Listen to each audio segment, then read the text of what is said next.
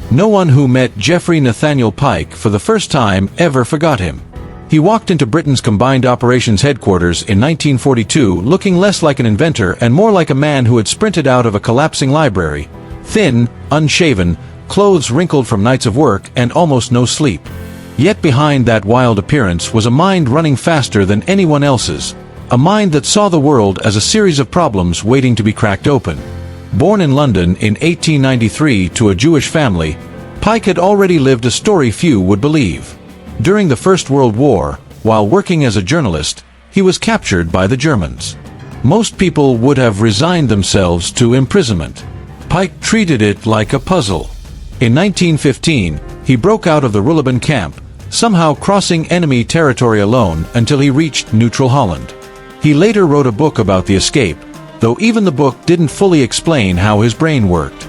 Between the wars, he founded a strange, experimental school in Cambridge called the Molting House. The school collapsed financially, as many of Pyke's projects did, but it earned him a reputation: brilliant, undisciplined, and utterly uninterested in convention. To Pyke, the way things were done was usually just a sign of a lack of imagination.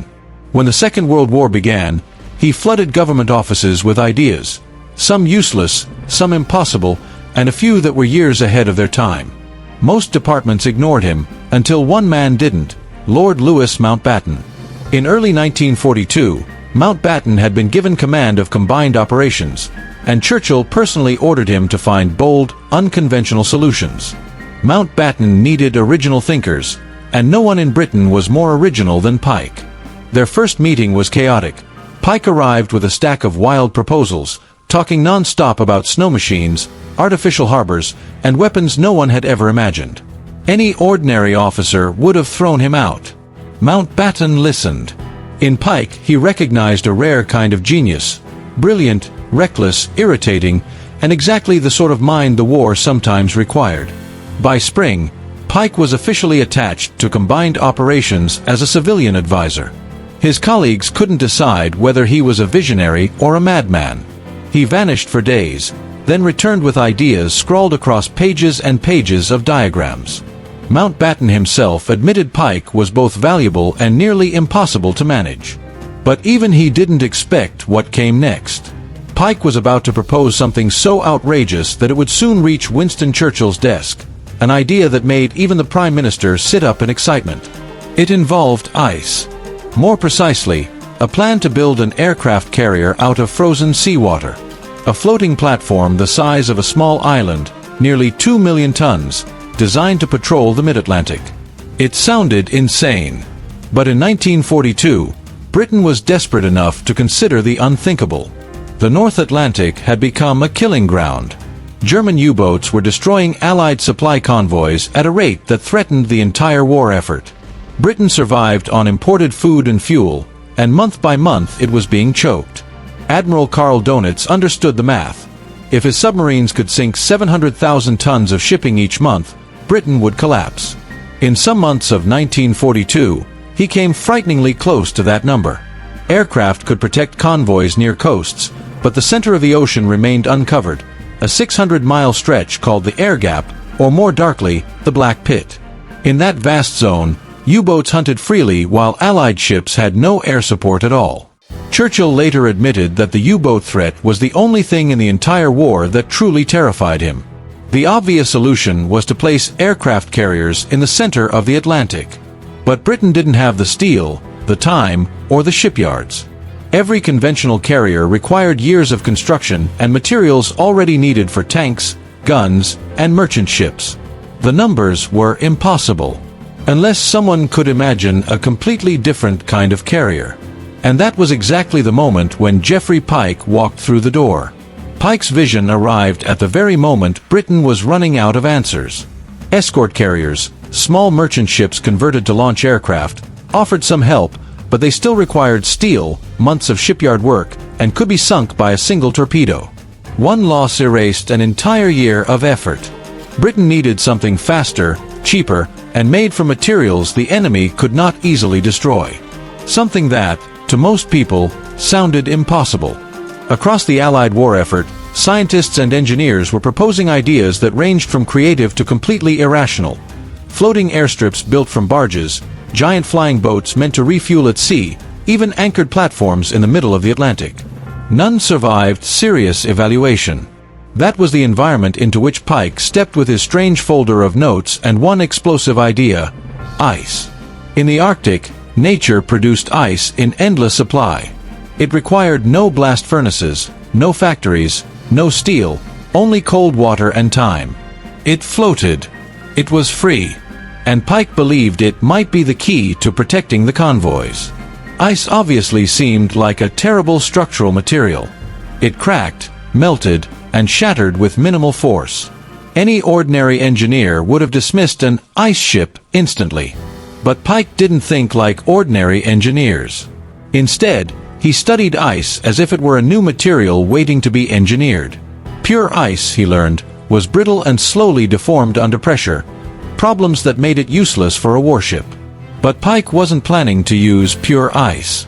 His breakthrough came when he examined what happened when ice was reinforced. Mixing frozen water with wood fibers, sawdust, pulp, or similar materials created a composite far stronger than ordinary ice. The fibers acted like steel bars inside concrete, absorbing shock and preventing fractures. This reinforced ice was later named Pykrete in Pyke's honor. The optimal formula, 14% wood pulp and 86% water, produced a material with surprising properties. It resisted impacts, bent instead of shattering, and melted far more slowly thanks to the insulating sawdust.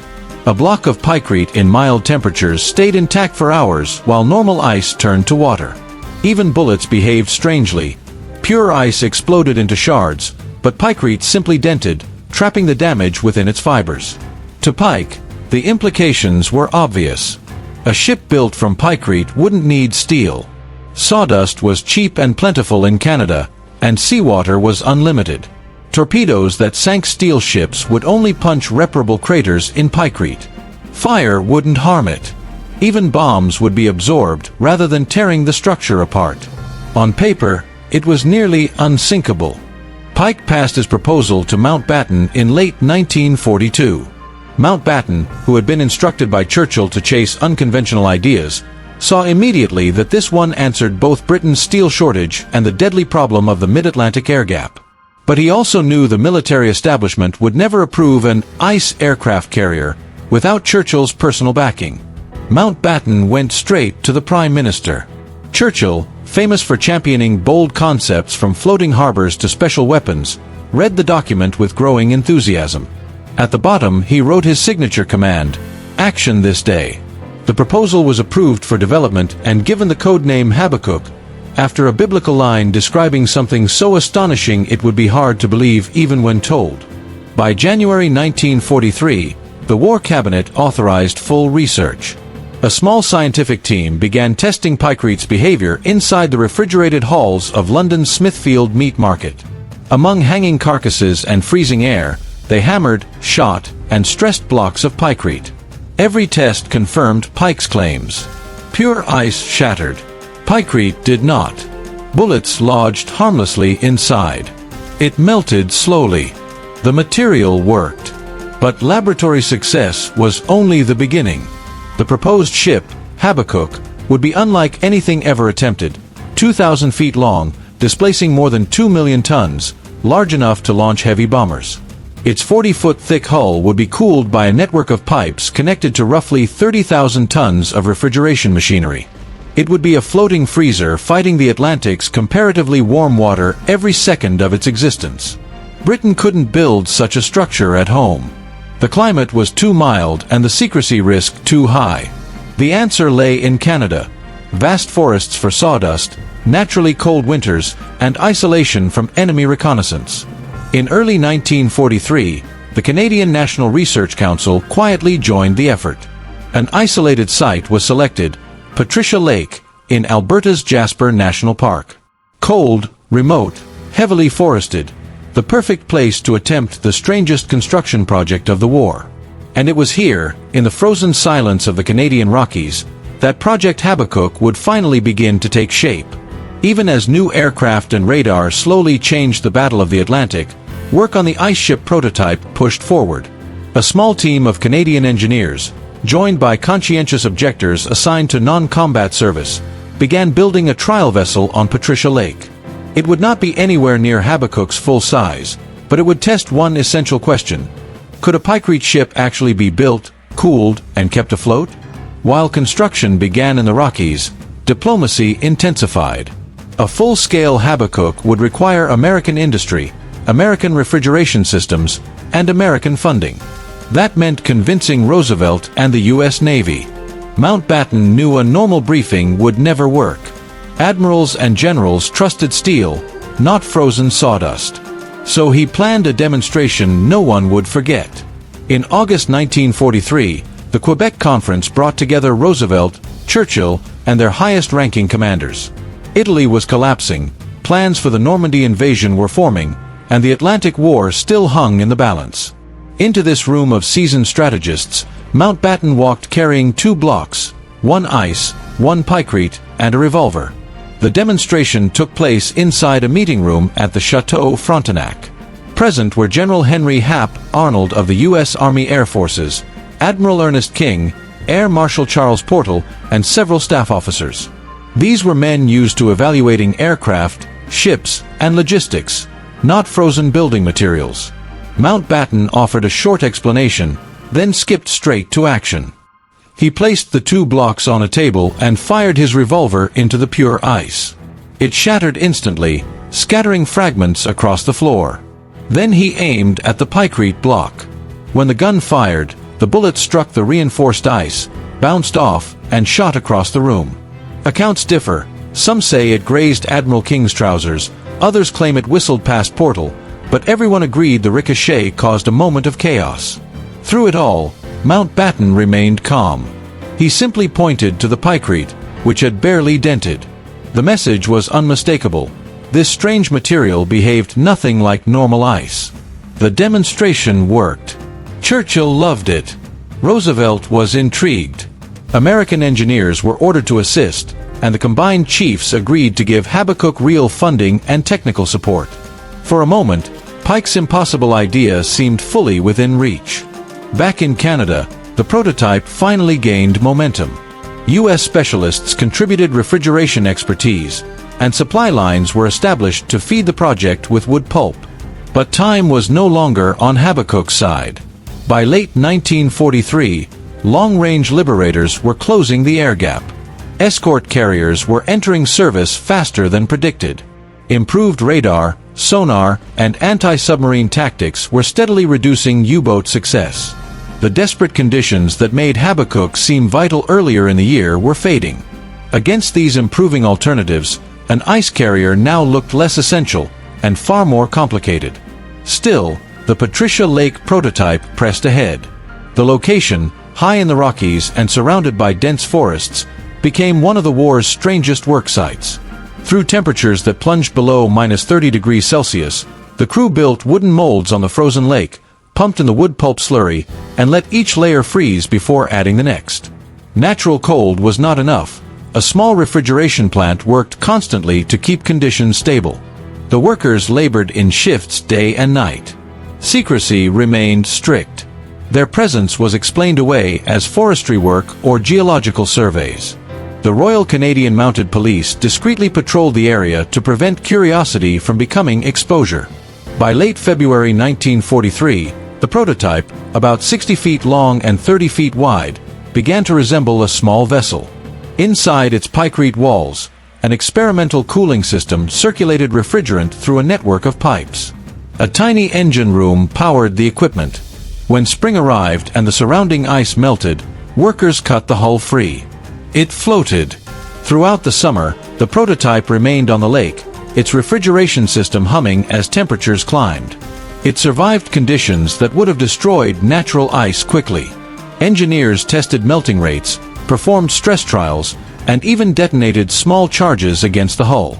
As predicted, Pykrete dented and cratered but did not fracture catastrophically, and repairs were as simple as applying fresh slurry and letting it refreeze. Reports sent to London and Washington confirmed Pike's theories. The material was strong. The cooling system worked. A Pykrete ship could exist. But those same reports revealed the troubling truth. Building even this small prototype had consumed immense manpower, time, and refrigeration capacity. Scaling it to a 2-million-ton carrier would require industrial commitments that no longer made strategic sense. The ice ship was possible.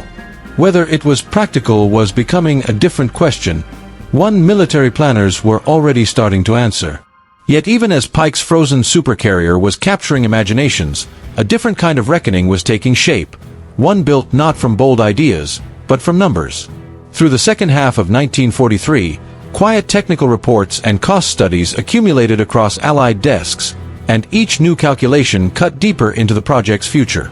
A full-scale Habakkuk would consume roughly 300,000 tons of wood pulp. Canada had forests in abundance, but the mills that could turn timber into pulp were already running at capacity, producing paper for ammunition packaging, maps, code sheets, and record-keeping essential to the war. Diverting that industrial output to a single experimental vessel simply wasn't feasible. The refrigeration system posed an even harsher reality. Keeping a ship the size of an island frozen required nearly 30,000 tons of cooling machinery. That amount of steel equaled the steel needed to build a conventional escort carrier, the very resource the ice ship was supposed to save. Worse, the electrical demand for the refrigeration plant matched the needs of a small city, meaning additional generators, more steel, more copper, and more fuel convoys. In effect, the logistical burden undermined the project's entire strategic purpose. Time worked against the concept as well. Engineers estimated at least 2 years, possibly 3, to construct a full-size vessel. And by late 1943, the Battle of the Atlantic was shifting dramatically. In May alone, Allied forces destroyed 41 U-boats, an unprecedented blow.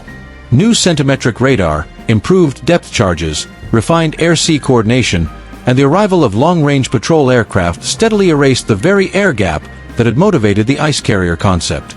Escort carriers, though expensive, were entering service and proving decisively effective. By December 1943, the combined chiefs of staff conducted a formal review. Their conclusion was firm. The material worked, the science was sound, but the war no longer needed a frozen behemoth. Every ton of steel, every trained engineer, every dollar poured into Habakkuk would be taken from proven technologies already winning the Atlantic campaign. The recommendation was unanimous: cancel the project. Churchill, though reluctant, accepted the decision. At Patricia Lake, orders were simple: shut everything down.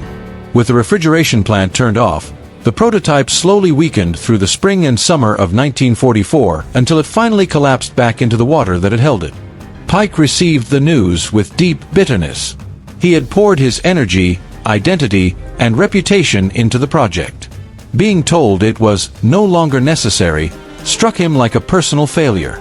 He kept generating ideas for the war effort, many clever, some impractical, but none carried the momentum or promise of Habakkuk.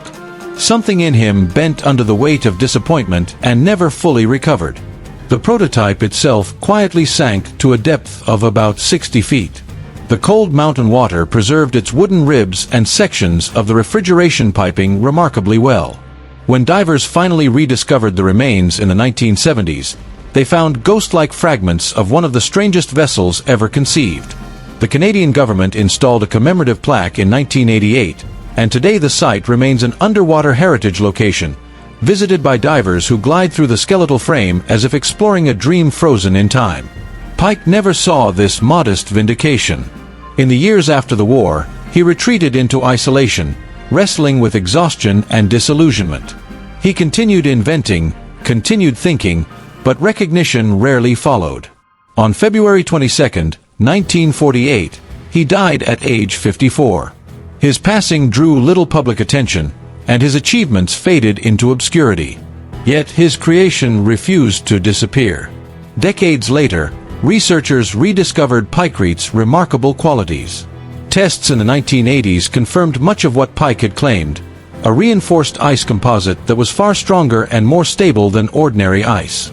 Engineers in northern climates have since experimented with it for temporary structures and Arctic applications. Each new study arrives at the same astonished conclusion: the idea actually works. Project Habakkuk ultimately stands as a lesson in wartime innovation. Brilliant ideas must arrive at the right moment, with the right resources, and Pyke's moment closed before he could seize it. The ice ship was not defeated by imagination, but by timing, by a war that changed faster than the project could evolve. Still, in the cold water beneath Patricia Lake, the remains endure. They are a monument to human ingenuity, to ambition that outran circumstance, and to the eccentric genius of a man who looked at ice and saw a weapon that might save the Atlantic. Some visions never fully die. They simply wait to be rediscovered.